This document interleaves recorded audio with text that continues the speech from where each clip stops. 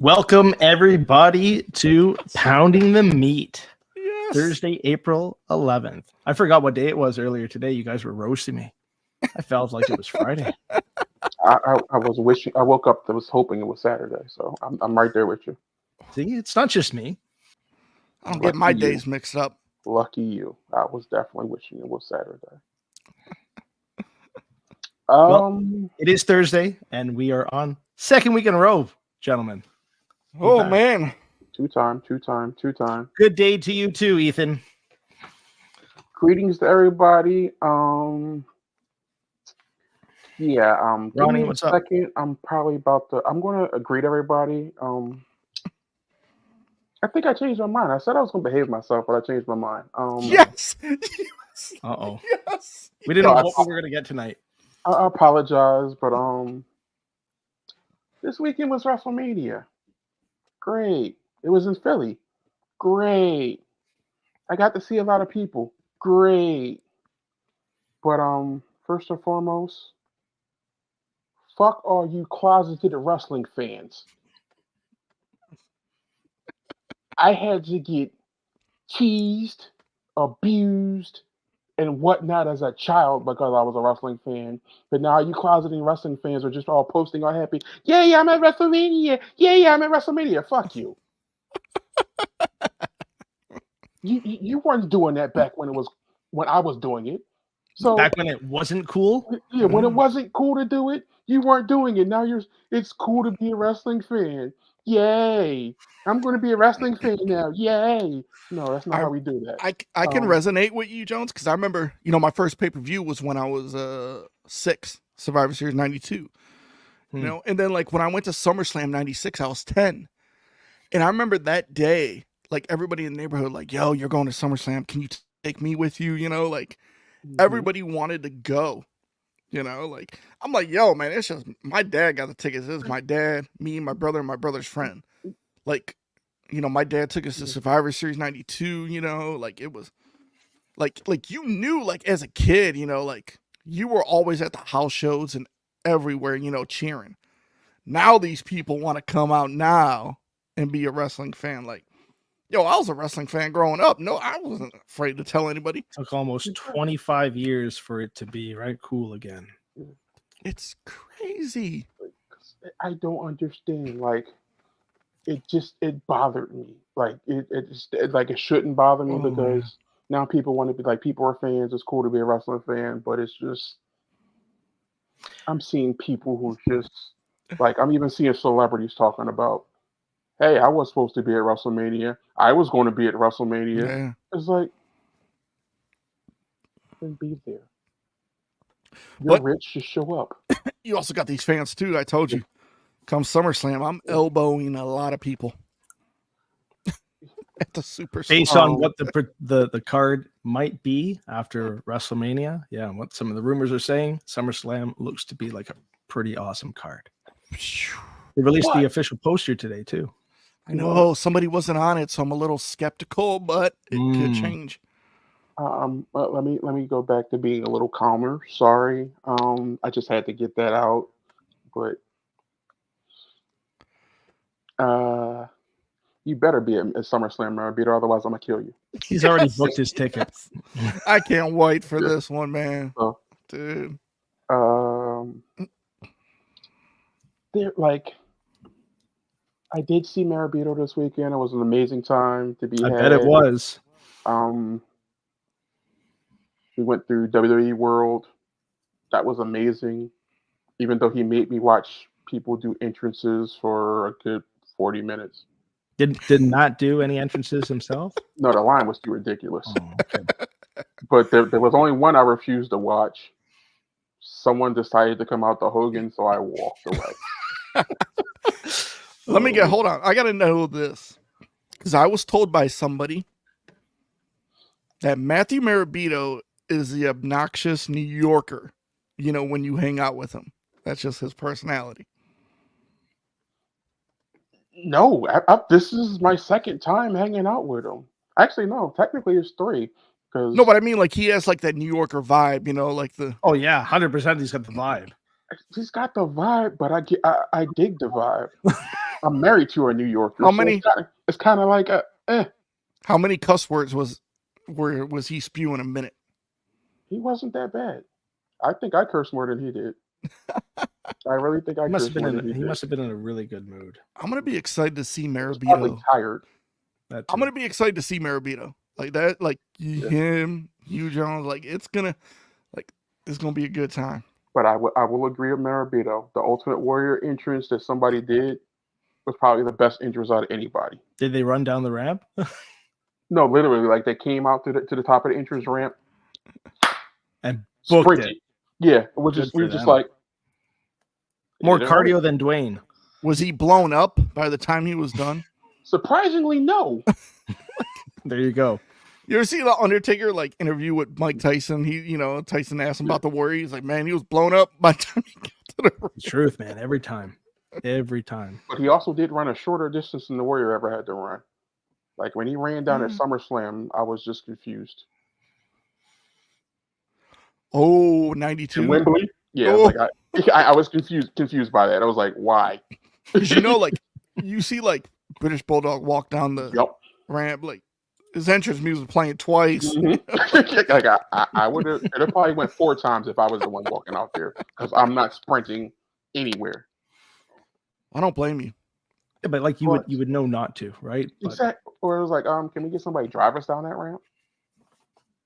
No, not in the budget. But I'll I give him think that so. for Wembley. That was the second best match he's ever had. It's not saying much, but It's the yeah. same opponent, him and Savage. I mean, I'll put those 2 matches atop his whole career. that's a fair assessment. But well, I guess let's give you what you came for. Yeah, we did. We were very close to Punk. We were standing right by the stage when he revealed the new figures. Do you like speak to him at all or anything? I didn't feel like having to fight. I hear Well, Mirabiro said, "Cry me a river" to Punk.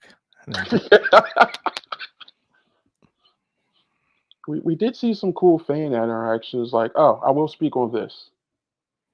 A lady went up to have a photo opportunity with Jimmy Uso, wearing a Yeet shirt,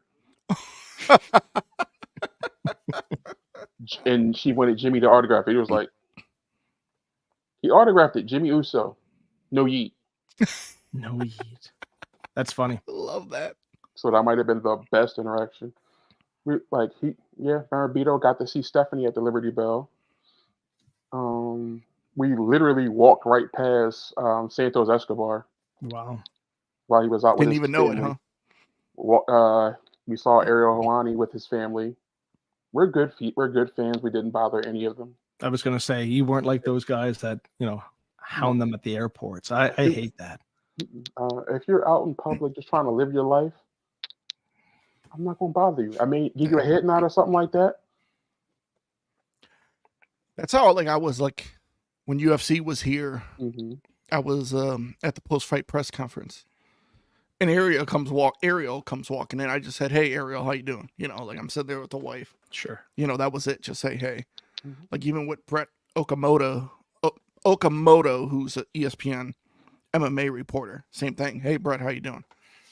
Well, they're people with lives. Yeah, They're going somewhere, like you're going somewhere. Saying hi, right, is nice, but like to hound them with posters and action figures and whatever else you want them to sign at all hours of the day. Like I know a couple guys that would go to at any even house show in Toronto, go to Pearson Airport and at 5 a.m. to try and like get these. What are you doing? Yeah. I don't know. I don't get that. And then when there's backlash, right, coming from the wrestlers, and they express their distaste with those fans and to tell them be respectful, some of these guys get upset. Oh no, you should be signing. They don't have to sign anything. Go line up like everybody else and wait your turn. Don't harass them at the airport. I dealt with them a lot at my old job. When they would come in the morning, and it was. Just like saying like, hey, how you doing? Like just small talk, like how you doing? Yeah. How's your day going morning? And there'll be fans waiting to sign autographs. Kurt Angle came in, and he like there was like a brother and sister, like younger, and he goes, "Hey, you can wave them over. I'll sign their autograph." Like, like I mean, we had like gays, like, "Yo, you're not getting too close to them," but like just be nice to them and just not hound them. I think that's the most important thing. Like, if you're waiting at the airport with like 50 Funkos, to make a profit. And that's the intention, right? It's to turn around and then put it up on their eBay store or whatever. I might have failed y'all. Y'all might be disappointed in me. I was literally 20 feet from Hogan and didn't kill him. I'm actually proud of you. You saw Hogan? I walked past the area he was in. You know what you should have did? You should have went like this to him. Too sweet him. No. I would have breaking out the air guitar, Jones, and started pretending you're in Metallica together. No. You should have started playing Voodoo Child on your phone. Then he would have assumed I was a fan. So in all honesty, though, how did he look? Because he's been a little he's looked rough from some of the photos. Looks small. Yeah. I mean, he's lost. He lost. Yeah, because Marabita was legit trying to take a picture of him. I was really going to smack his phone out of his hand. I was like, "How dare you!" But I didn't. So you could have walked by and be like Jesse Ventura. So overall, it was a fun experience. It was good. It was a great experience. That's great. I highly recommend doing it if you get the opportunity to do so. I'm really hoping and hoping that they choose Vegas instead of Minnesota for the next one. I'm hearing the bidding war is getting high. Yeah, because it's shocking that nothing's been announced yet. That's exactly it. So I think LA is really pushing for it, and the price that they are inching towards it could break an all-time record. Because I mean, if you're in Minnesota, where you going? You're going to the football stadium or the baseball stadium. That's exactly it. Vegas, if you're going in Vegas, where are you gonna go? Spear? You got the Spear. You have the Darth Vader. The Raider Stadium outside again. Caesar's Palace again. That's right. Raider Stadium. You can also do MGM Grand for stuff. So you have way more options for sure. Vegas. I forgot about the Raider Stadium. Oh, that'd be amazing. Like if you do WWE experience and the Spear, I think that would be sick. Because UFC's going there this year to the Spear for Noche. And that'll be a test point. Absolutely. Because to my knowledge, has there been any other fight at that location? I don't think so. It's been having like concerts. U2, I think U2 started it off, and I'm not sure who else has performed there, but it costs a lot of money to create. So it's going to be a while before they start seeing profits. Yeah. Speaking of profits, there's two ways we can go. We can talk about how profitable WrestleMania was and go through the card, or we can talk about how profits are dipping south of the border with the other company. Let's not talk about the other company just yet, because maybe we want to just destroy them at the end of the show. So, being true to WrestleMania, you were there, night one, Jones? Yeah, I was there night one. Night one. It was a nightmare escaping for night two, so I refused to go back.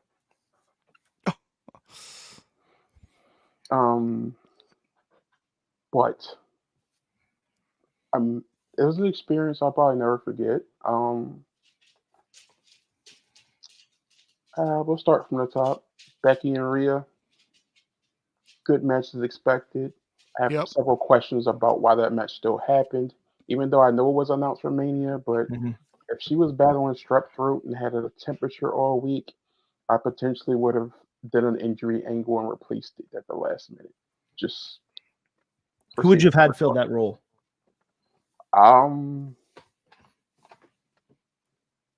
Sorry to put you on the spot there. You could have just done a battle royal earlier, and then you had the winner fight them. Yep. I think it could have been Nia or Liv. I think either or could have been good substitutes for sure. They looked a little rusty at times. It was cold as fuck It was night cold. one, I was so- going to say night 1 was significantly colder than night 2. And a lot of people made comments about that. And could have also been the nerves, right? Opening match of WrestleMania. I can only imagine what was going through their mind. But overall, it was a pretty good match. It was fun. And I'm glad they went with the decision that they did and had Ripley retain. Yeah. Well, okay, you're the promoter. You have someone who hasn't signed a new contract yet. That's Are right. you really going to give them a championship? No, absolutely not. I mean, they did it to someone else. Well, then he lost it. But it's a whole different situation. Yeah. Their contract's a lot longer. See, this match was one of the few I enjoyed night 1. I have to agree with that too. I didn't love the card or the matches themselves on night 1 like I did night 2, but this was one of them that I was glued. Big Ripley fan. I love everything about her. I think she is the top female talent in all of professional wrestling. I don't think there's anyone that comes close to her at this point. You mean as far as complete package, or you're just saying Complete package. Okay. Because I say if you're talking about wrestling, No, I'm talking about the complete package, Mike. I think everything about her in terms of from her look to her abilities in the ring to her charisma. She's carrying the Judgment Day in many ways. So, you know what's crazy about her is how young she still is. Like, I don't even know if she's hit her prime just yet. She could be surpassed soon with the weight of the machines behind a certain someone. I mean, oh, heck, I said that and he wanted to leave the camera. Wow.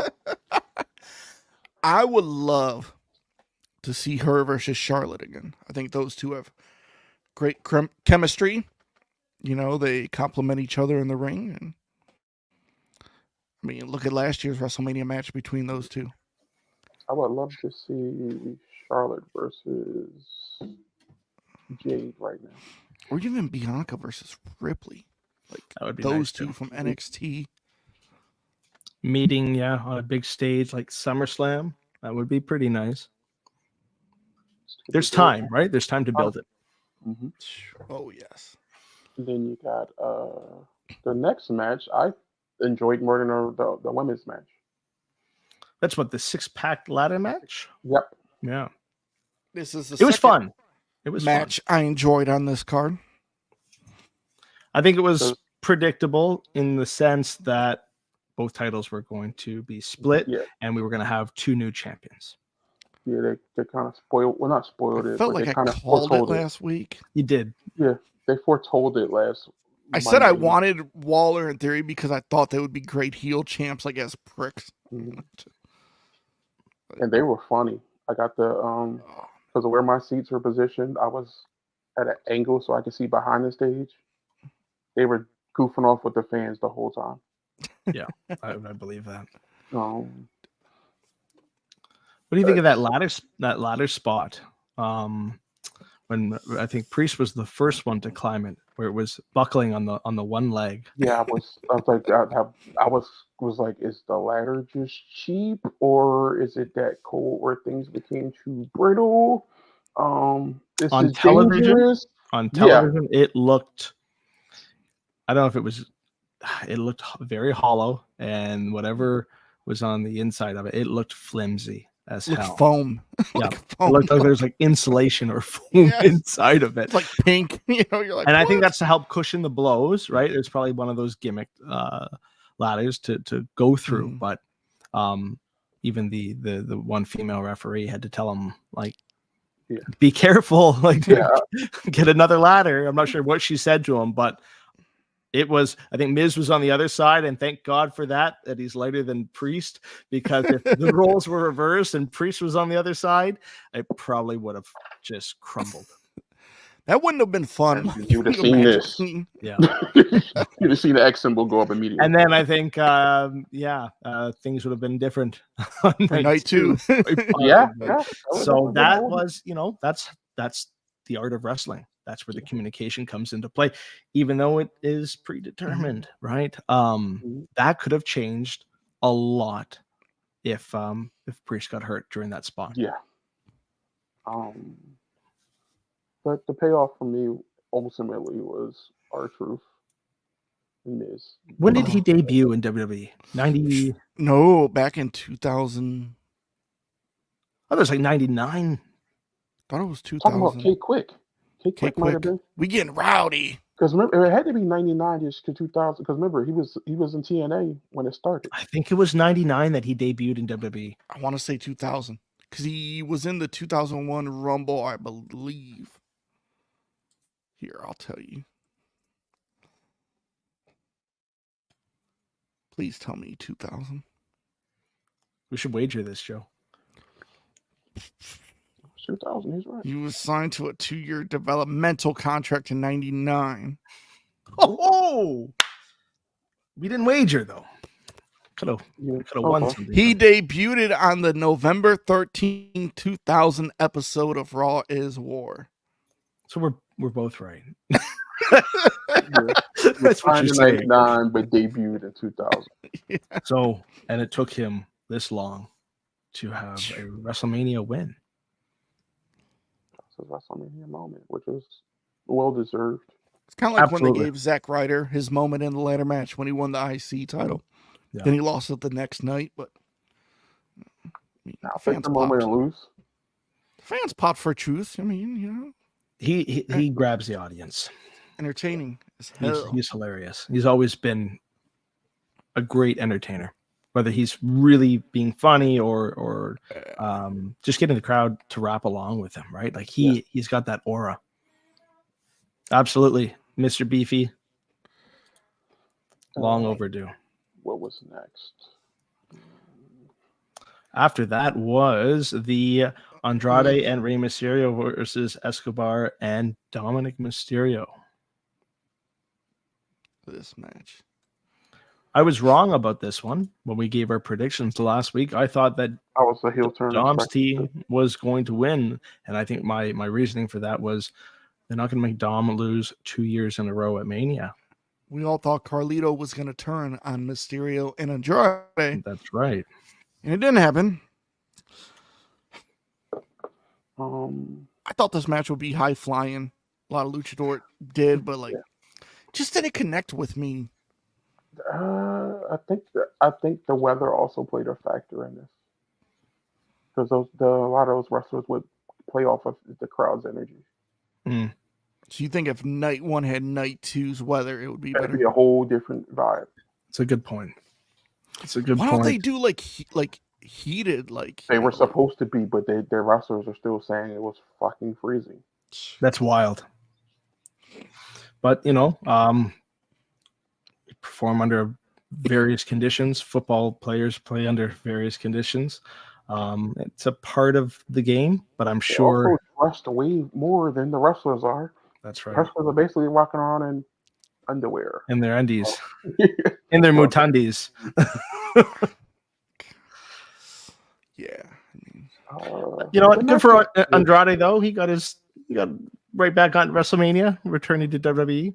The crowd probably popped one of some of the biggest for this because there's a couple former Eagles players that showed up. Yeah, Lane Johnson and Jason Kelsey. Oh man, I thought that was the Powers of Pain at first. They look like legit wrestlers. I was like, who is that? My buddy was like, who is that? I was like, I don't know. I mean, I get it. It's in Philly. You want to, Lane Johnson and Jason Kelsey to pop. It felt flat to me. They've been training in the Monster Factory though, so if they want to get wrestled, they can do it. Look, Jason Kelsey was very agile on a pair of Timberlands, jumping over the top rope like it was nothing. It's like, wait, that's not normal. The match just didn't hit with me. I was like, eh. I can't. Initially, I was upset about night 1, but then I thought about how cold I was, and I'm thinking I have more clothes than they do. So, were you bundled up, Jones? No, I could have brought a coat, but I have a hoodie that's like ridiculously. It looks thin, but it's ridiculously warm. So I had that on, so I was good. He had was bothering Maribito me there my to head. keep Man, you he warm, too. wasn't sitting outside. Don't let him fool you. No, I was outside. You weren't. I didn't go that route. Oh, I you. didn't go that route. But I agree with Beefy. Carlito should be turning heel soon, potentially this week, because he's probably I would feel overlooked twice. Hold on. I just want to give a shout out to Justin. Thank you, sir. Thank you very much, Mr. Booth. We will be talking about this shortly. I'm on the same page with you. I'm just not sure which direction I'm going. It depends on when the film will be done, I think.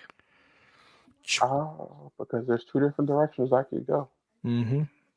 Does it really need to be for a belt, though? What, Rock and Rhodes? Yeah, like at next year's WrestleMania.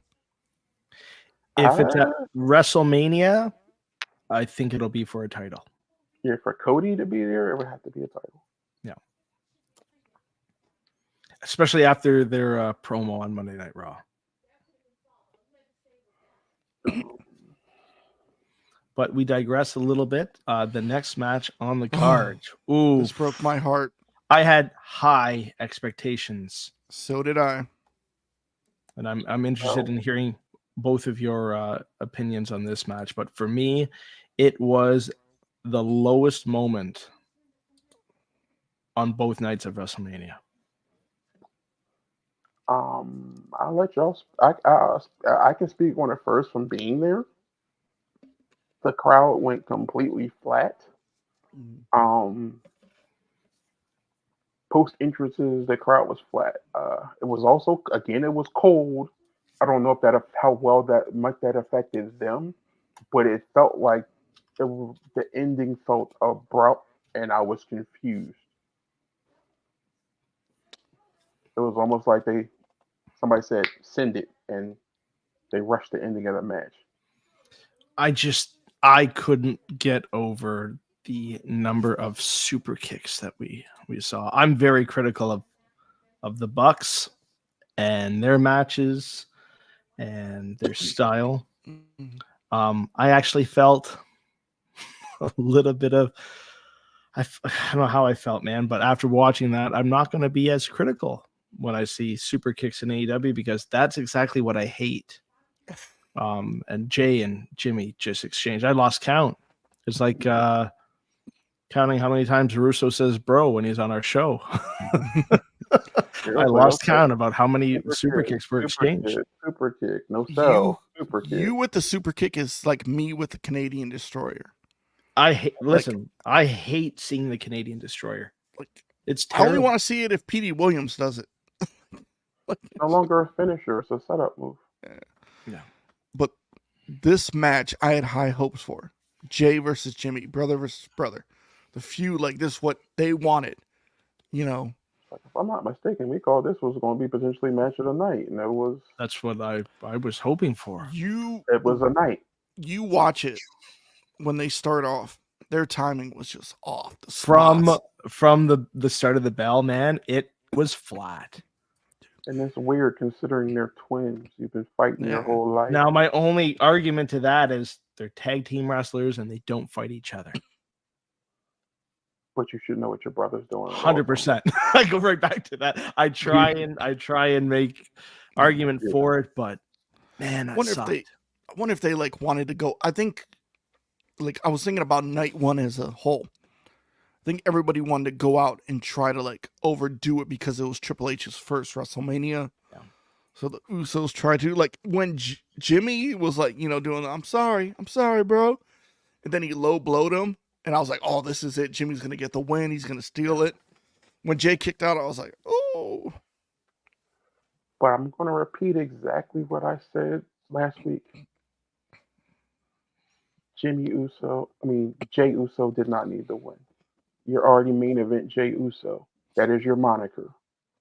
His name is Jimmy Uso. The win he should have fell with him. The wrong twin won. I can agree with you there, because Jimmy's been hilarious. You see him like on house shows, like with fans, like he's like cheering, like a fan like stood up like right behind him. He like turns around like. Just like. Yeah, I think it definitely would have set up even what happened during the main event in night 2 when he came out. If he had had that win, yeah, I think it would have just looked better in terms of the optics going into that match. I mean, the next match, basically, like, I don't want to say a squash match, but Kind of. an outmatched. Yeah, it was. I will say Dakota Kai's outfit was amazing. I think everyone's gear, that night. everyone's gear, everyone's hair, everyone's paint, everyone looked amazing. Yeah, it was a spectacle. That's for sure. But all 6 women involved did a really good job. They're doing a great job at presenting Jade. That is like Her backbreaker. that was vicious. Wow. They're making her strong. Like, They are going to push her to the moon, and I think it's going to be sooner rather than later. And that was the right thing to do. That was a glimpse into what we're going to see this year.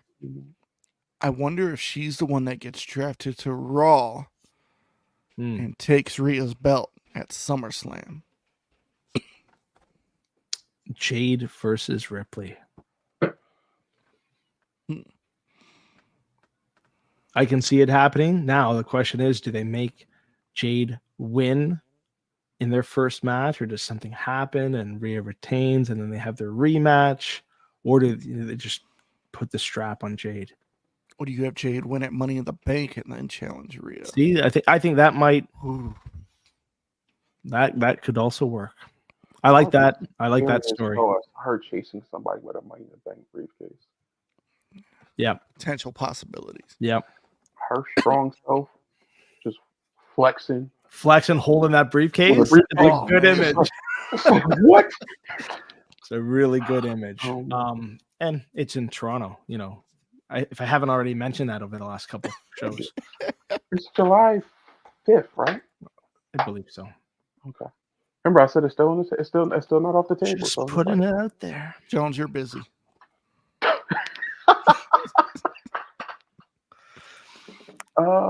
Can we just skip the next match? I don't even want to get into this next. Are you going to be one of those internet crybabies that were losing your mind over the result of this? Because a lot of people threw fits over the result of this next match. Oh, man. Was it the right decision? I'm going to say no. I'm right with you. I think it should have been Chad Gable. Okay.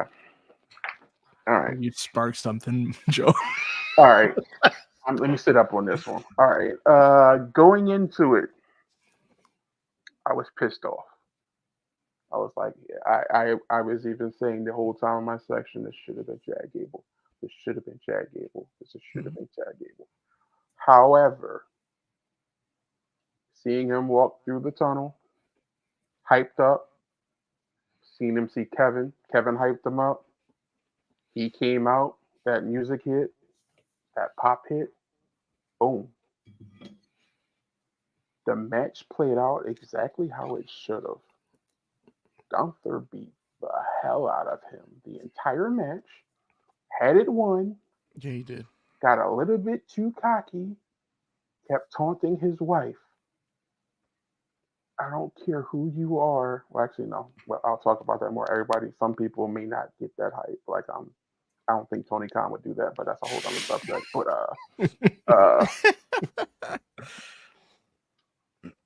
he was justified, and then once he hit the brainbuster, I was like, okay, he can win this match because that move does not come out often. No, it does not.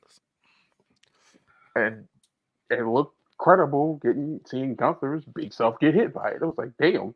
I'm sorry. Yeah, Gunther. I was like, that's all right. I thought I called him Walter. So, my only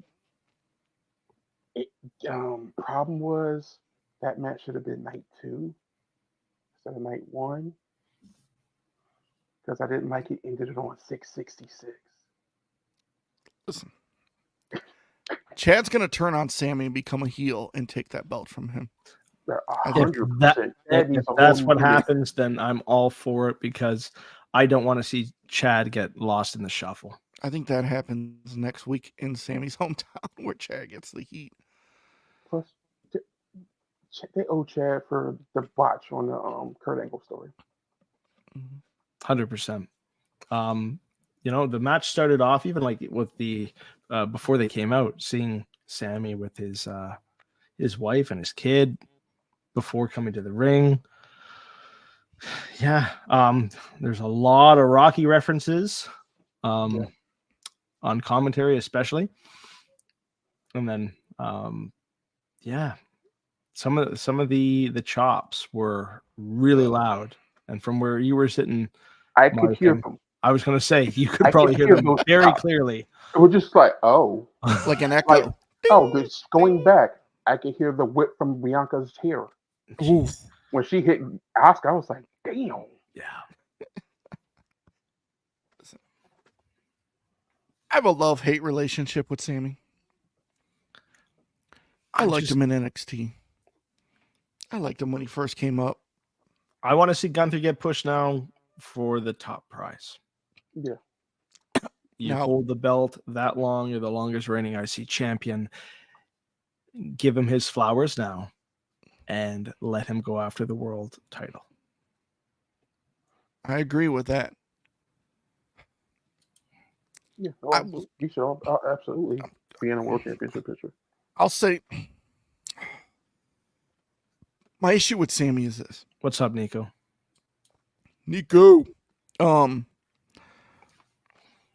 Sammy got put in the bloodline.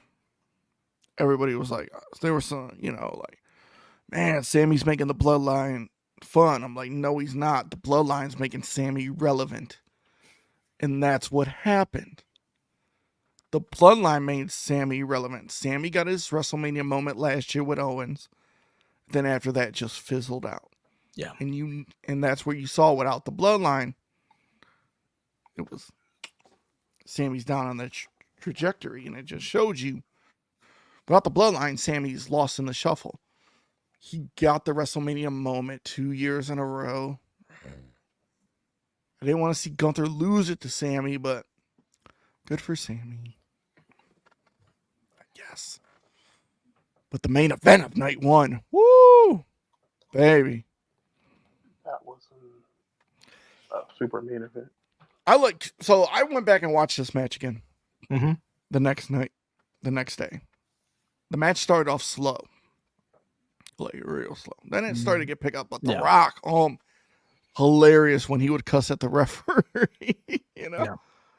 How I another moment where I lost count of something was the amount of F-bombs that were dropped by The Rock. Like him just saying, like, you count, you're fired. The Rock out round. Like, wow. Like, no, that was great. That was awesome. But it did start off slower. Mm-hmm. It did start off slower, and I know some of us were talking during WrestleMania as well. And I think a lot of it was to conserve the energy for night two. They were cold. And then when they revealed that Roman is taking chemo pills for his leukemia, I think that was a real eye-opener for a lot of fans watching because they weren't sure or aware that was still going on, that he was taking treatment for his cancer. Because the last we heard, right? He said it in the biography. He said in the biography he was still taking medicine. It just wasn't sure exactly how. Like, because we were talking like during night one, we're like, man, Roman looks off too. Like, is that affecting him? Yeah. But like night one, I give it a 3 or a 4. I'll give it a 4. I give it a 4. Out of what? 10. Damn. I just night one is wow. The only match I'll watch from night one again will be the main event. Like, it's just I'm a little bit give a little bit of a higher grade. Out of 10, I'd give it a solid 6.5. I'm gonna give it an 8. It could have potentially been higher, but also knowing they're getting a higher grade due to the fact I know what they were going through. Like, The elements were not in their favor, um, but it also got lowered because of the Usos match. Yeah. Because even with the elements, I don't know. It just the crowd died during that match. Yeah. Agreed. Like I look at WrestleMania as, like if I'm going to go back and watch a WrestleMania, like I'd go back and watch night 2 front to end. Yes, like me, like WrestleMania 3. If I watch it, there's maybe only 2 good matches on the whole card. Like it's, like WrestleMania 4, it's got the tournament, so it's cool. WrestleMania 5, maybe 1. Yeah. WrestleMania 6, besides Hogan and Warrior, which was an okay match, it wasn't a great match. It was okay. To me, that whole pay-per-view, like Demolition got the biggest pop of anybody when they won the titles. Like WrestleMania 7, not bad. 8, like I love 9. It's one of the worst, but like I just like the atmosphere. Like I'll go back and watch WrestleManias and be like, man, this is not as good as it was when I was a kid. Like that's part of it, though, right? When we watch it when we're younger, the perspective is different, and when we watch it now, knowing everything we know and seeing how wrestling has evolved, our perspective has changed too. And we go back and we're like, oh, what were they doing with this match? Or wasn't as good as we might have remembered. But that's often the case with anything that's nostalgic. Very much so. But after night 1, we got night 2, which was night 2. And that's when, completely different vibe. Stephanie came out to hype the crowd up. It was after the seeing her on Friday at the Hall of Fame. It was one of the first times that we've seen her on screen, on camera, in the WWE since all of this crap went down. Speaking of Hall of Fame, I want to acknowledge Paul Heyman. I mean, I'm sorry, it was just Paul Heyman and then the rest of the Hall of Fame. Like, it was just, Paul should have went on last. 100%. I just couldn't get into, like, the other ones. Like, it was just, no one could top that or come close to what he wasn't said. fair to the other people. No. Like, if you know Paul Heyman, like, you've been watching wrestling for as long as us. Like, a lot of people only see him from his WWE days. But you don't know the guy from WCW with the Dangerous Alliance, with Rick Root, Stunning Steve, all that. I mean, the Samoan SWAT team. Yeah, Samoan SWAT. Oh, man, I forgot about that. In the tournament. Yeah. Jeez. I mean, then, he goes and starts ECW, which was, I mean, like you said, it's just, like. I love the throwback. I loved the jacket, how he was dressed up, the theme, all of it. That was a great moment. Like, one of my favorite things about Paulie was when he was in WCW. It was Wrestle War 91. He comes out with a sombrero hat and a cape, and he's talking to Elegante, and he's like, oh, like, he's just like, I was like, wow, like, this is so wrong on a lot of levels, but it was hilarious. Because that's what Paulie, that's what Paulie was like. But like what he's done for the business, if you know Paulie's career than you have, that, like, I advise anybody, go back and watch his old stuff, like what he did. One of the smartest minds ever in the business. Yeah. And there are, a small handful of them still with us. Yes. And they're all getting older, which is hard to see. Because we know, eventually they're not going to be around. And so we got to learn from them as much as we can before they can offer that advice. So true. But it's a great speech. But night 1 started with the world heavyweight title. Yeah. Drew McIntyre versus 2 world title matches. No, night 2. I was just saying, you said night 1. Night 2. Oh, I'm sorry, night 2. I apologize. Night 2, match 1. Yes. Start off with a world title. And wow, what a way to grab the crowd. And Dude, I set thought the it was going to be pace. like a Sheamus Daniel Yeah, Bryan. I was just like, I was like, damn, like just went straight to the point. That match was a banger. Like Drew, like tweeting, grabs his wife's Grabbed phone. his wife's Before it phone, worked. and then afterwards, he tweets again. He quote tweets it. It just says,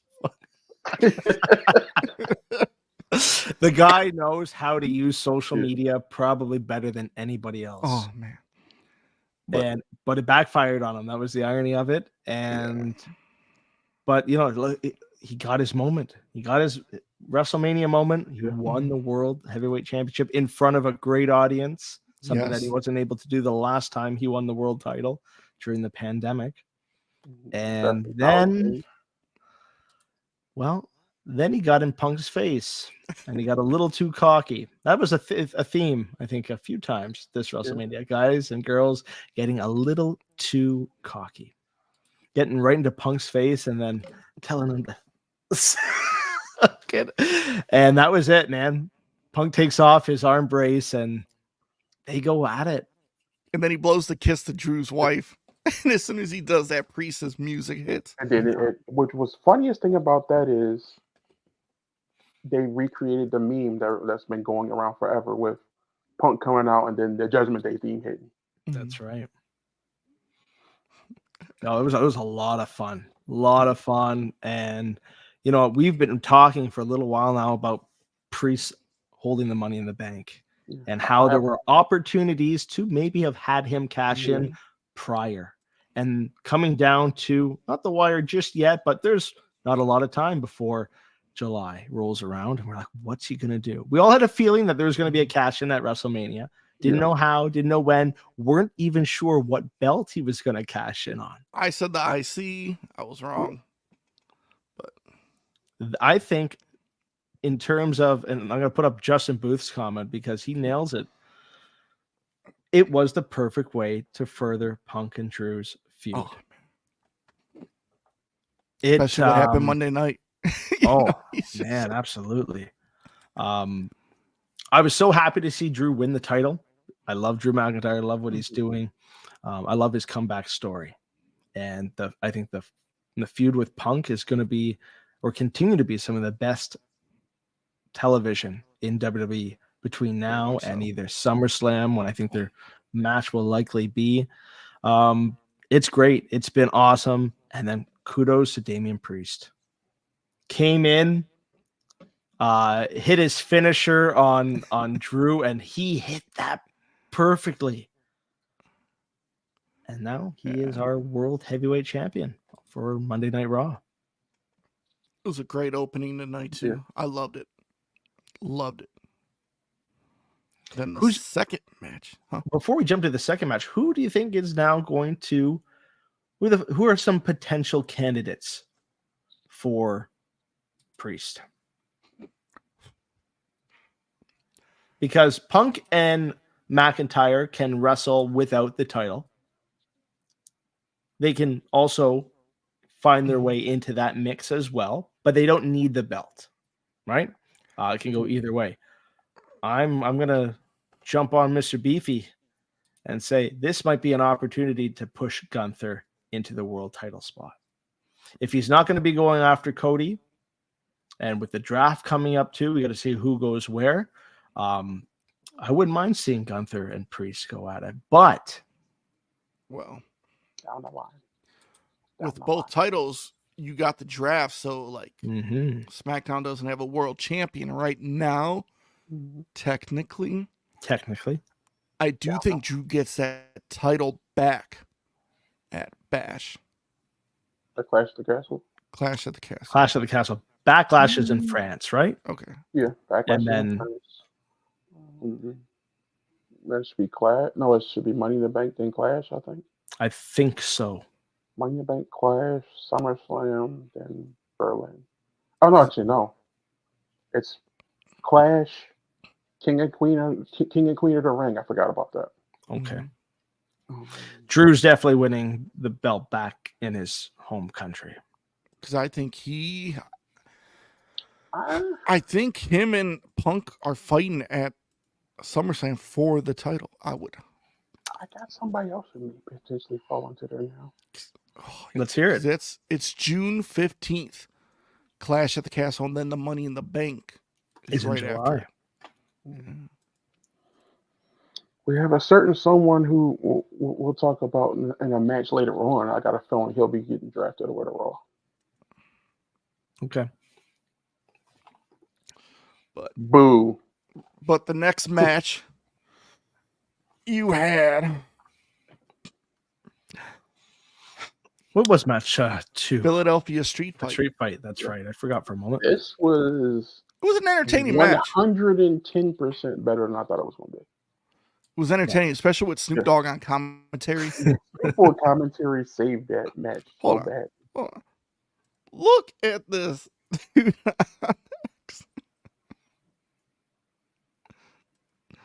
Oh man! No, it was a fun match. I really enjoyed it.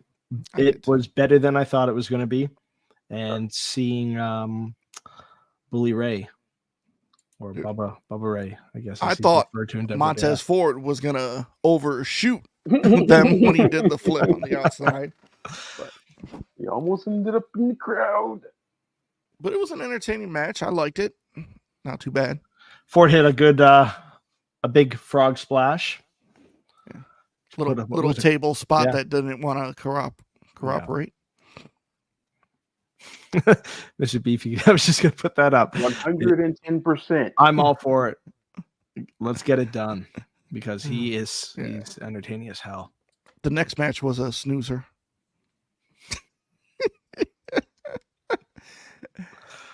It was a not bad match. LA Knight versus AJ. AJ comes out with his new music.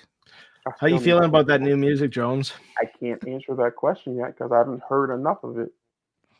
I thought it'd be on your Spotify playlist on repeat. I didn't even see it was released yet. I don't know if it has. I was just. Oh, okay. I was just bugging it. It's got to grow on me. Yeah, like I need to actually hear it because, and then I didn't like the fact he ran to the ring, so I didn't even get a chance to let the music marinate. Yeah, I need some time before I make a fair judgment on it, but I liked his old theme. It just didn't suit his character now. I would have liked Evil Ways, but I'm just saying. Yeah. It was a not bad match. I thought LA Knight went in was the right call, but not bad to get him, more over push. I felt that they put themselves in a corner. I'm going to stick with that. They should not have been booked against each other. We were saying that last week, right? Yeah. Knight should have been going after the U.S. title, let's say, putting them against each other, and then obviously having one of them lose. When you can push both these guys at the same time in their respected title runs, or like AJ is nearing the end of his career. He would like also one more run with the belt before he hangs up the boots. Making him lose, I didn't like that, but I also didn't want to see LA Knight lose for obvious reason. It was a lose-lose situation. It was. If you're going to have AJ lose, it should have been a DQ. Mm-hmm. Yeah. All right, then. Well, or at least get his heat back at the end. True. Next match, we had the triple threat for the United States Championship. Did any of us say that Logan Paul was going to retain? I don't remember if we did. We might have joked about it afterwards, saying it'd be funny if he did some more heel tactics and retained. Yeah, I think like him versus LA Knight maybe makes the sense at SummerSlam. Mm-hmm. It does. I would have just rather have preferred to see it at Mania. Some people don't like Logan Paul because like oh, he's never there. He's a media guy, brings in viewers, brings in numbers, but he's good as a heel. He's that little prick that you want to see lose. Yeah. He can wrestle, so that's what shuts me up. Yes. He took it seriously enough to learn how to wrestle. And what a performer he is. Guy's got he's got it. This is a YouTuber who has crossed over into realms that most people wouldn't excel in like he has. Yeah. very much so. I thought it was KSI in the prime. Then it was ISO Speed, and I was like, I can do without him. But They should have done more PR with him because he cursed way too much for my liking. With the F bombs. Yeah. He's not The Rock. no. So they definitely should have had a talking to him beforehand. I think he probably got caught up in the moment at WrestleMania, and he just started letting the explicits fly. But yeah, He took one of the most vicious RKO's I've seen, though. This looked like his head snapped off the table. yeah. Dude, Orton wasn't playing around. Orton's like, No, no. boom. Plus, he had the Spartan kick. So this is Spartan kick. Are you not entertained? Boom. Yeah. Go flying. But not bad. I like Logan Paul getting the victory. Yeah, I got that. That's why I got distracted. I just sent you both what distracted me for a second. So some more action figures I'm getting by the whole set. Hey, next match was the SmackDown Women's Championship between Io Sky and Bayley. I mean, we all figured Bayley would win. It was a not bad match. No, it was a pretty good match. Pretty good. I loved Io countering the Rose Plant when she did the flip, and then Io was the MVP of Mania for me from that match. Io held nothing back. I loved Io in NXT. Is Io Shirai. Like that. This match was one of the highlights on the card, not just for night 2. One of the best matches on WrestleMania, both nights. Very much so. Yes. And great way to finish the Bayley story. Get the title back. And her first single match at Mania. Yes, because it's usually a tag match or a triple threat. Been a long time. Yeah. And deserved too. Yeah, both women look great. Great spots. Great wrestling. I don't think you see the end of this at all. I think you could see probably at Backlash maybe. Yeah, Backlash will almost guaranteed to be Yeah. This is, you can have a couple matches more with these two women. And then you get to the crowning moment of night 2. I want to say this. Yeah, go ahead, Joe. From night 1, Pat McAfee on commentary was great when Roman was coming out night 1. Cole, put your ones up. Cole. It was great. No, he's extremely entertaining. Some people don't like how active he is and how jumpy he can be and the comments he can make, but I think he's one of the most entertaining announcers. Every time he's on, he's you know what he's doing? He's doing these heel tactics, which I love because when he was first there, he was more of a face. Now he's becoming more of like a heel commentary, and I'm like, oh, I love him with his jabs. When you watch his podcast, if you watch his podcast, you're seeing how he acts on his show on commentary, and that's who he is, I think, as a person. And now that there's a little bit more flexibility in this current WWE product, and he's adopted that more heel commentator. I love it. I hope he keeps it going, and especially when WWE eventually goes to Netflix, if there's even more flexibility, then I'm looking forward to it because Pat McAfee is great to listen to, and he's learned a lot in his short time with WWE. He hasn't been around very long. Yeah, him and Cole are great, but no, very good pair. And since we're giving shout outs to commentators, Michael Cole during this last match, some of his finest commentary, I think, in his career. Yeah. That last when Cody got the win and he during the 1, 2, 3 finished the story. When Cole's himself and he doesn't have Vince screaming in his ear, it's a huge difference. I've hated Michael Cole as a commentator for a long time. And it's not just because of him as a person or how he looks or anything or a character that he's playing. It's because it wasn't him.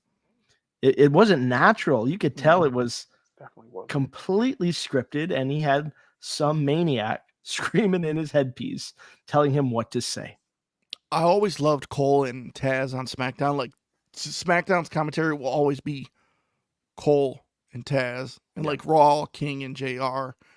If I'm watching pay-per-views, it's got to be King and JR, or of course the OGs, Gorilla and Bobby, or even Gorilla and Jesse were great for the first 6 WrestleManias, and then Bobby and Gorilla took it to another level. McAfee and Cole, man, that was a match made in heaven. Yep, it really was. All around, bell to finish. What a great match. We talked about, if they're going to overbook it and who was going to run in. That was the guessing game, right? Before WrestleMania.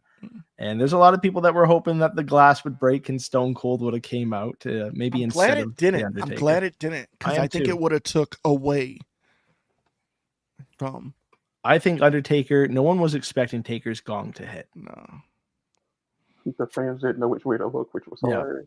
Yeah. Because if Austin was there, it would have took away from, like the actual. Having Cena come out and confront Solo the way he did, and then hit the AA on Roman, only for The Rock to come out and then have their stare down. Man, I felt like a kid. I got goosebumps just talking about it. I'm gonna do what The Rock does and show you goosebumps. But wow, incredible! Absolutely, the Avengers Endgame. Yep. Even throughout the whole match, Roman looked great in this match compared to night 1. Big difference. But him talking this is my show, you little bitch. And then when he hits Crossroads on Cody, he's like, I knew it. That move sucks. That move don't pin nobody. But you know how I felt it was over from the entrance. Cody's mask was a nod to Triple H. Yes, it was. Roman came out to a more epic version of epic music. Yeah. So I was like, oh, this is it. That's final boss music. Yeah. I mean, you could see Cody's confidence too. Yeah. But I think he tried to keep it neutral. But there were moments where I was looking at him come out. It looked like he wanted to cry during that entrance. Yeah. And he held it back. He had that game face back on. I'm like, this is a different Cody than last year's WrestleMania. Last year's WrestleMania, he looked defeated before the match even started. Now, with Roman losing, Cody finally winning, I didn't want Roman's reign to end, but I wasn't mad at it at all because it's all about long-term storytelling. Sure. People these days have short-term memory. They want short-term reigns. I love the long-term. It's got to mean something. The payoff at the end has to mean something. Yeah. Roman was using the bloodline to win. Yes, he did. Okay. Hogan did the same shit with NWO if you watched it back then. If you didn't, go back and watch. It's on Peacock. Okay. If you want to go back even further, Flair did it.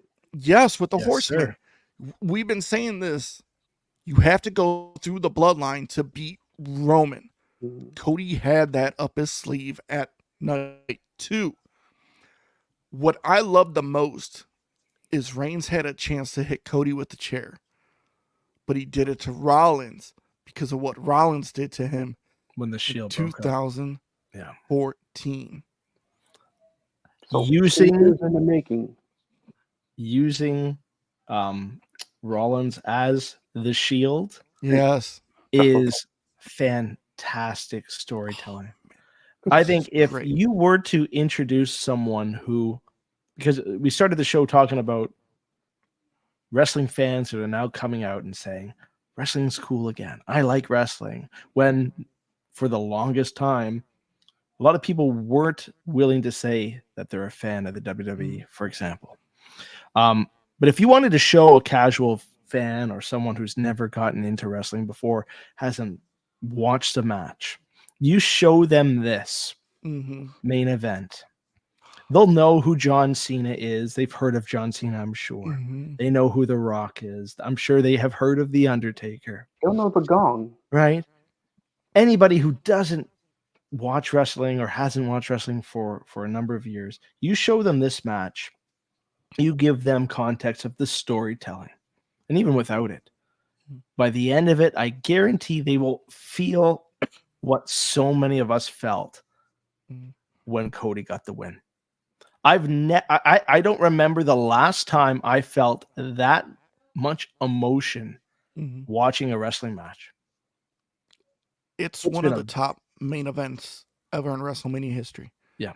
Even with the wrestlers coming up and holding them up, like Bret Hart WrestleMania 10, I was like, wow. You know, like, I mean, the storytelling, like, see, this is what wrestling should be.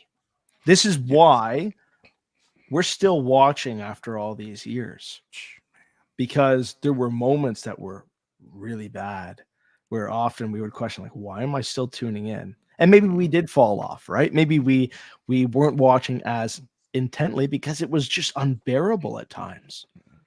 But the last little while, and with you look at the records that they're breaking, you look at the hot crowds, you look at the premium live events, you look at the merchandise. Now that Cody's won the belt and you can't order a replica or a side plates, his merchandise for WrestleMania weekend over $1 million. When have we seen numbers like this? It's the Renaissance era. The Renaissance era. I think in the next 10 years, we might look back on this generation and say it is significantly better than what we hail as being the Attitude Era. Right? We've got that nostalgia, and we think, I know, Jones, you don't, but so many, right? We look back on the nostalgia of the Attitude Era being the greatest era, and that's an argument, right, in and of itself. A lot of people don't really care for the Attitude Era, but in terms of the audience watching, the sellout crowds all the time, forget the wrestling for just a moment, right? Wrestling was hotter than ever before. Now, today's day and age, it feels much like that, and yet more at the same time. Like, we talked about this a couple months ago. We were saying, like, this few years from now, we'll be talking about this roster on WWE. Like, you know, like the whole roster as a whole, like what they're doing. And there's so much talent, young, old, even having guys like Undertaker who are retired make that appearance. When that gong hit, I lost my shit. I popped so hard. I can only imagine what the crowd live was feeling. Everybody was waiting for Austin, but I was like, man, I'm just glad. But I think you're right. If it was Austin, it would have overshadowed. Yeah, but it was a lot. Still would have been a great moment to see Austin and Rock. And I think, you know, either way, we would have been happy. We would have popped, but no one was expecting Taker. That's what I really liked about it. Yeah. Having Taker and Rock look eye to eye. I don't remember what year was it the last time those two stood face to face in a ring? Maybe 2002. Yeah, that's a good guess. That was awesome. I'm going to say a couple little things. I'm just like, I found out afterwards why Roman was so emotional that night. His brother's birthday. His brother's birthday. Yeah. So he dropped the belt on his brother's birthday. He probably felt the weight of the world lifted off his shoulder. He can finally relax for a little while. Mm-hmm. And finally take that true vacation he's wanted to take. Yeah. I don't care what anybody's saying. He didn't defend the belt enough. He wasn't there enough. What other sport forces their champions to finish the belt or defend the championship? He defended the belt 31 times in his reign. That is equivalent to any boxing or MMA champion. Mm-hmm. Yep. Yeah, but I'm saying any legit sport, they really don't defend. No. But when he was there, he brought in the ratings. Yeah, absolutely. Like, his segments were. It's a box office, like it's like an attraction. You know, you're gonna keep him. If you put him on TV every week, you're gonna lose. And that's the thing with these big stars that move merchandise, that grab viewers. Guys like Roman, guys like Punk, guys like Rock. You don't want them on your set every single week. Like, you look at Hogan. Hurt Cody. Like when Hogan won the belt in '84, lost in '88. They're like, well, Hogan defended it so many times, but was there TV? No, it was just house shows and pay-per-views. Like, that was it. I think Roman comes back. I hope SummerSlam, even though he's not on the poster. There's a rumor Clash at the Castle, maybe, or the Saudi show that he's come back.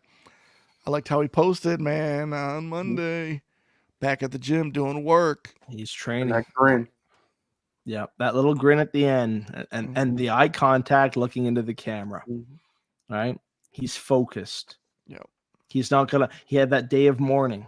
Yes. Okay, but now it's time to get back into the gym. Imagine if he comes back bigger, badder, and better. Like, just considering we said this in during WrestleMania, he did look a little smaller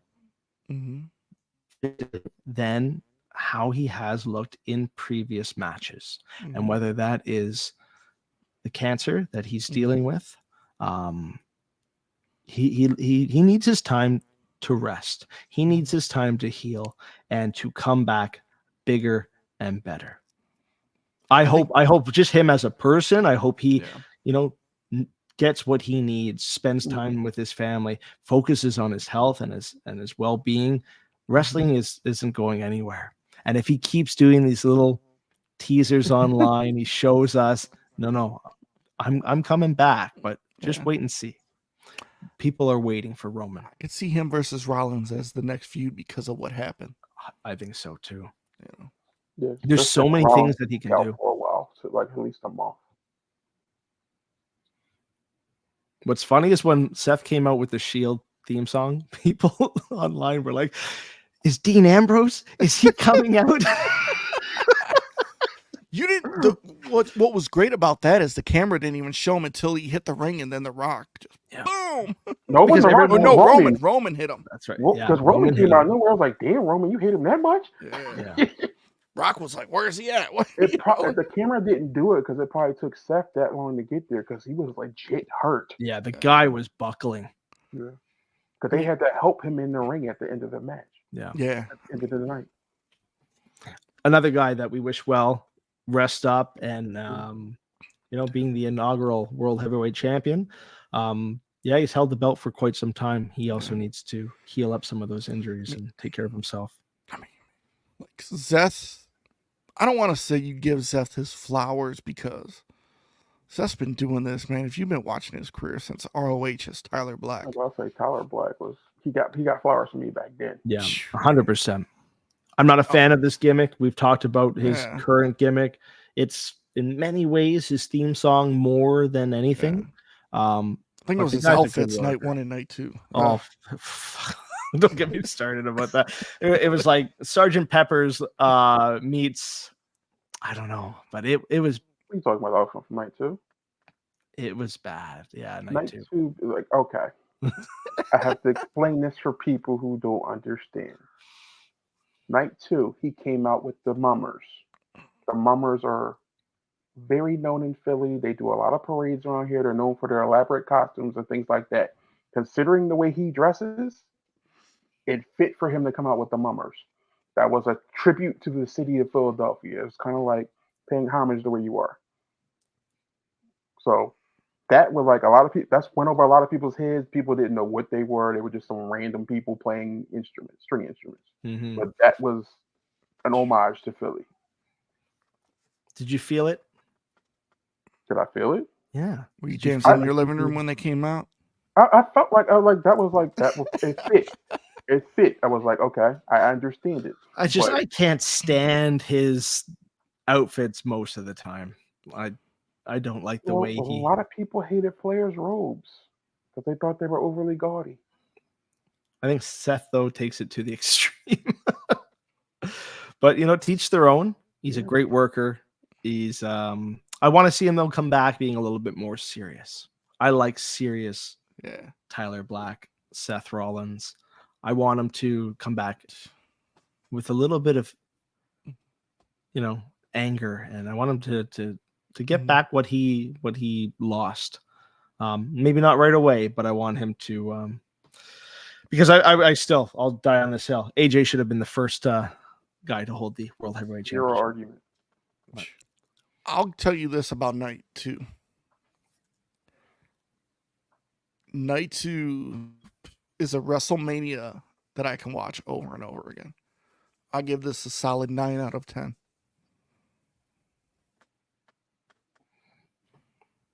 I'll probably match you on that one. Actually, no, since I gave 8, then I'll give it a 10. Since I gave 8 on night 1, I think it's a 10 because there was really no low for me on night 2. I'm gonna probably give a very close rating to that. Jones, you said 9.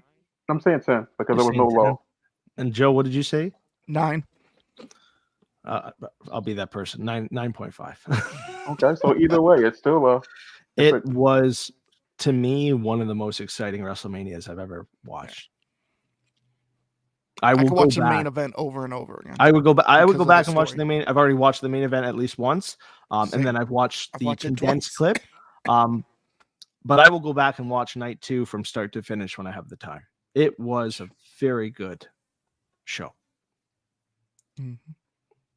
What a time to be a wrestling fan. yes. Mhm. Only Unless thing you're- that could have made night 2 a little better for me is if both of these companies put their egos aside and let Dustin Rhodes be at ringside. Yeah, because he was in the suite. He was in the Yeah, suite he with was up in the suite Ricky Stark. with with Ricky. Stark. Ricky. We And can't have Ricky on the CTV anymore. yeah, and QT, Marshall. Marshall. Yeah.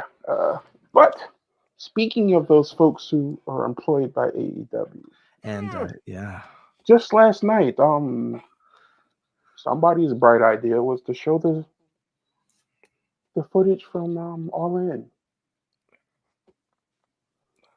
I'm just gonna place this on camera. Oh, yeah, we're doing the same thing. It's not much I can say better than that. You show the footage, which is if you sync Punk's dialogue from Ariel Hawani's interview with the footage, it lays exactly what he said. It and matches exactly up how it happened. perfectly. almost to a T. We didn't need the audio from the CTV Yeah. footage because if you play his interview with Ariel Mm. simultaneously, It's- it lines up. It was just like, who did this help for y'all? Your ratings did go up. You went over 800,000. Well, and TK made a point of Way to go. tweeting about that too. That Yeah. is, that the viewership went up 29%. Yeah.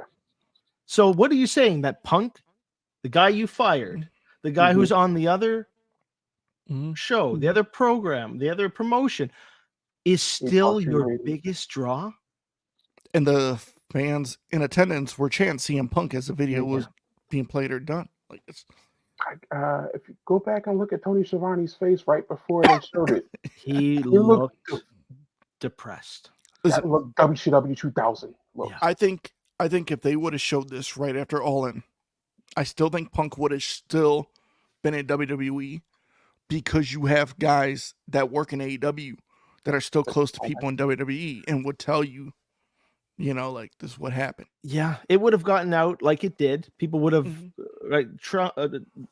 Punk is a very tribalist fan base. You either love him or you hate him. And I think even before yesterday's reveal, people already had their minds made up.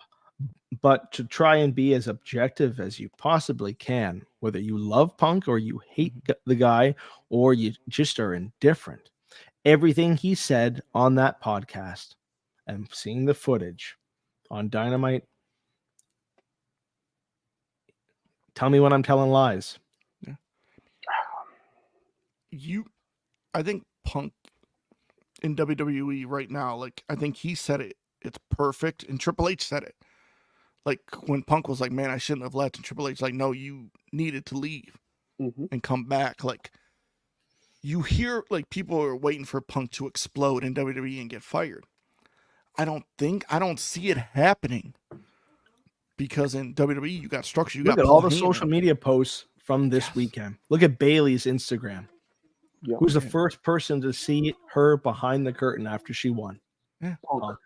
And you hear Punk saying, like, he'll ask Triple H, like, you know, when he's doing stuff, he'll be like, why'd you do it this way instead of this way? Like, Their you know, relationship has been mended.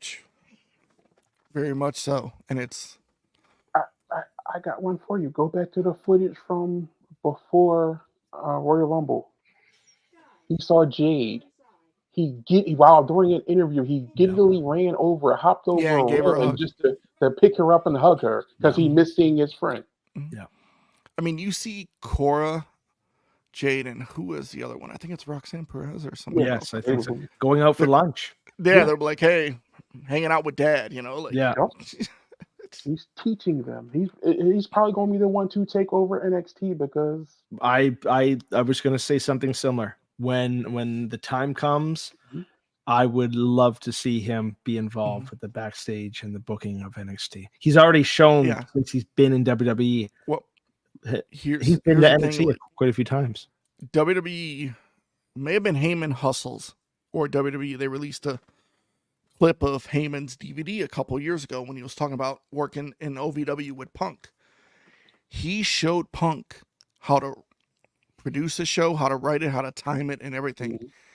And Heyman said Punk caught on faster than anybody I ever taught how to do all that. He's built for this. Yeah. I'm glad he's back in WWE. As much as I enjoyed most of his run in AEW, mostly his feud with MJF. I think that was the best television that AEW has produced in the years that they've been around. But for them to respond 8-9 months, excuse me, after All In and reveal this footage, and then try and make the connection that because FTR are Punk guys, that maybe they had something to do with it, and maybe that's why they lost at All In, and they have to now win at Dynasty, their next pay-per-view. One That thing, is the biggest stretch. It was so cringy. Not gonna help AEW. Even you got Ospreay going after Triple H. Like Triple H was just speaking in general about. He never mentioned names. No, he didn't mention names. He's not the only one, so he got butthurt for nothing. Well, Ospreay was every right to respond, but he was butthurt for nothing. And look at his response, though. Look at it. Look at what he said. I like Ospreay when he's angry. It's a good look. He can spit out what he has to say, and he's you can see the passion. But my God! And then taking the shot at Hunter and Stephanie, grinding on the boss's daughter. Who wrote this shit? The rumors are saying he didn't want to say that. He didn't come up with that. That was also something that was given to him to say. And you have to question who. If there's any truth to the rumors that the Bucks didn't want to air the CTV footage, I don't believe that personally. But if there's any truth of it, I honestly do believe that. Yeah, because it's kind of like you kind of want to wipe your hands of the situation. They're more they do jabs. I can't see the point of showing the video. The video doesn't help you. Their Bucks will do jabs. They're EV petty. So to their credit, them, and to Mr. Ospreay's credit, with those two cringy segments last night, what is Tony doing? I'm at a loss for words. Like, I do not know. Right. You're proving Punk right. Yeah, you're proving everybody who has for the last 4 years talked negatively about Tony Khan, calling him a mark, calling him a billionaire or playing with daddy's billions of dollars to collect your action figures and not know how to book a wrestling show. I don't think AEW has been at a lower point until now. This is their lowest. I don't know what happens next, especially having the fact that Cornette, Bischoff, Punk, and Russo are all on the same page. In what world Do Cornette, Eric Bischoff, and Vince Russo ever see eye to eye? Can you imagine those three? Just a segment about Tony Khan in a sitting. They would get along. That's exclusive premium content right there. That I would pay money for that because I don't know, man. You got the apology roll tour from Meltzer and Alvarez. Yeah. Like Punk is like just sitting back. I mean, I know he put out something today. Like just wait a minute. His picture of George Bush. Yeah. Mission accomplished. One thing I wanted to say, because talking about like Punk and WWE, when he left, I think he said in an interview before he left, like when he had the injury with Ryback, he was like, yo, I need some time off. I got this injury. And Vince's like, oh, you're going to be in a match with Ryback this, Monday, tables match or whatever it was. And with the doctors and everything back then, now you see him talking about in Ariel Helwani's interview. Yeah. With his hurt shoulder, he's like, I could still go. I wanted to, but the doctor said no. Yeah. So you just see the times have changed and how the well-being of the wrestlers are being more taken care of backstage. You look at that. You look at the camera work. You look at just the morale backstage. Like UFC camera work. Oh my God. The 8K camera during the entrances, bringing back that 8K camera, that shows, it looks like a video game. It looks like something like out of this world, because not many promotions or sports are using 8K cameras. You see it every now and then for special events, but it's not consistent in the world of sports at this point. Imagine how Bucky feels right now. I forgot. One more thing I got to go back to before. I made a mistake. There were 2 MVPs for WrestleMania. The number 1 MVP for WrestleMania for me, that was Samantha Irvin. After finding out that she refuses to hear the results of the match and just goes off of pure raw emotion when she does the announcement. Especially when The Rock comes out, Yeah. And then hearing her voice crack and break when she announced that Cody Rhodes was the winner, like that made that moment even more special. And then you got certain referee sons that want to go after her, like, okay. And her response was just perfect. Did you see that Bruce Buffer? I'm sorry, no, Michael Buffer. Michael Buffer, yeah. Michael Buffer gave her a shout out. Yeah.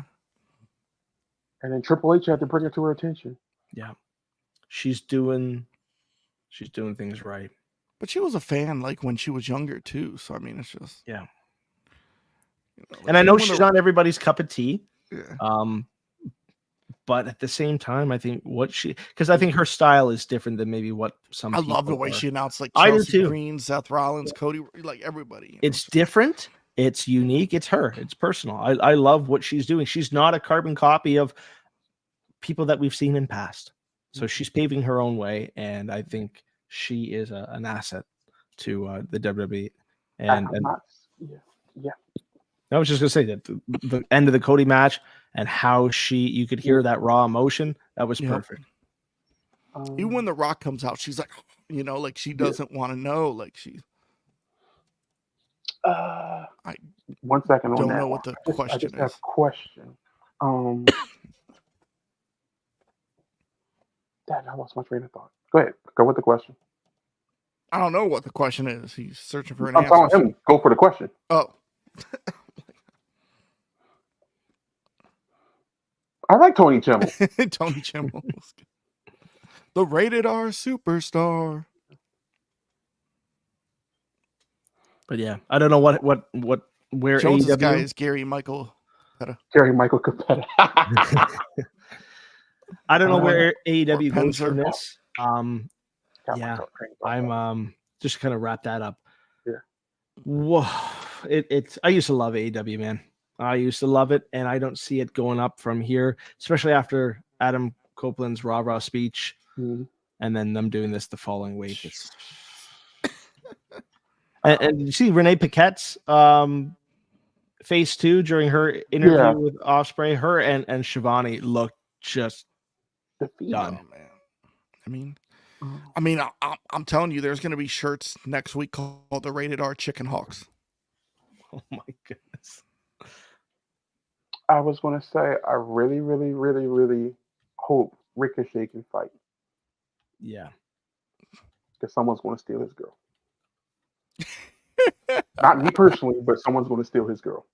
It's all right. He can go back to Katana Chance. But And in the movie, after Kerry kills himself, he's on the boat. The coin he puts down. Are you asking the significance of the coin, Ethan, or what that means?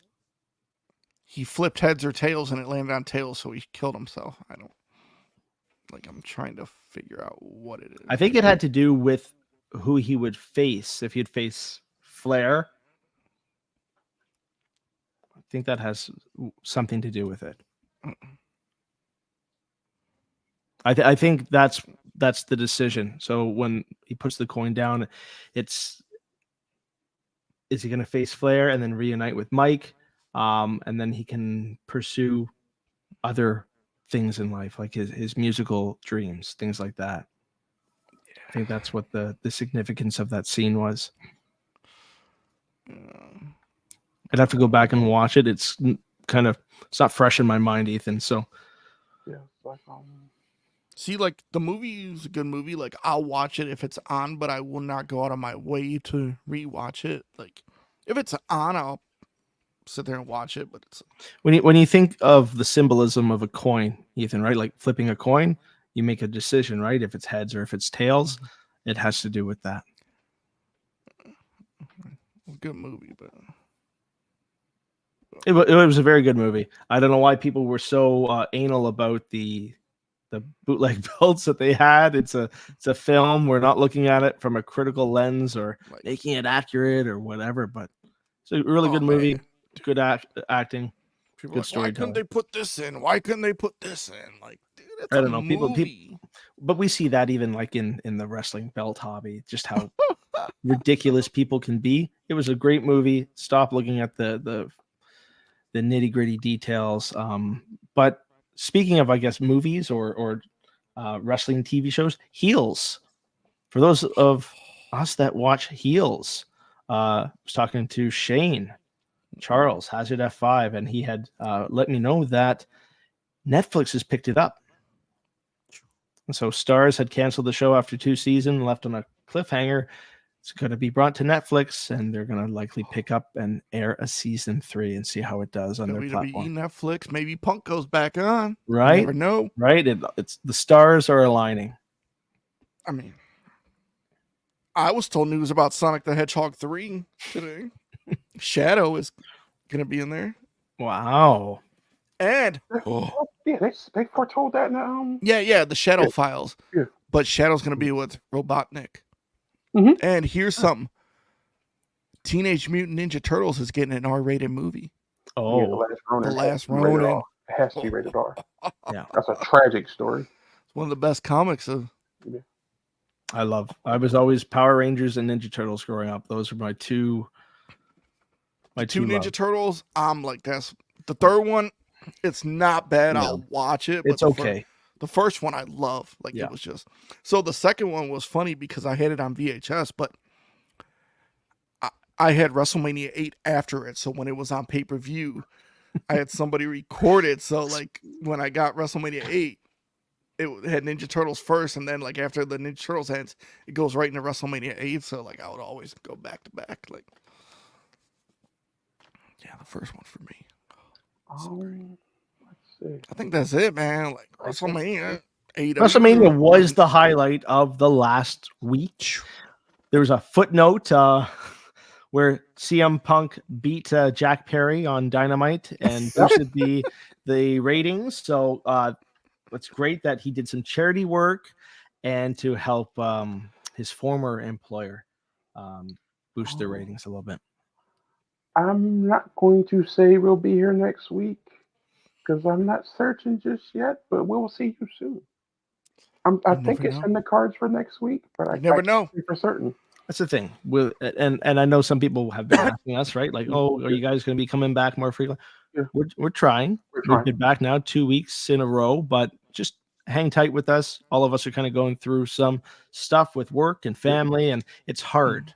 As much as we would like to entertain all of you that are watching and interact with us on every Thursday at 8. Lives take over. Just understand that, when we can, we will most definitely make the time to jump on here and talk to you for an hour and a half.